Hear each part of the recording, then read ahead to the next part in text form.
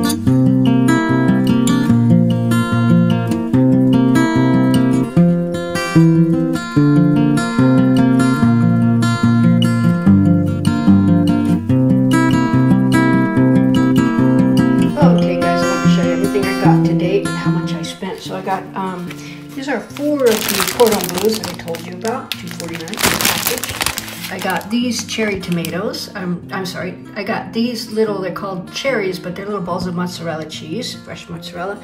Some beautiful fresh ricotta cheese, just, oh, so good. And then this slab of caciocavallo cheese, because Gigi and I love cheese.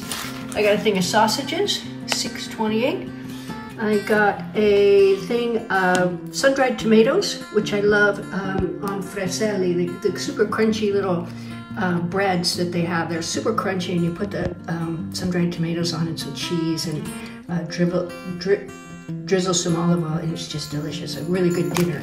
And then my favorite, super spicy machined pepperoncini chopped up in oil. I eat it on everything. And then a little thing of butter. And my favorite for lunch today, get down, Gigi. Down, Bubba. Hey, hey, hey, hey, hey, hey. I'll give you some in a minute.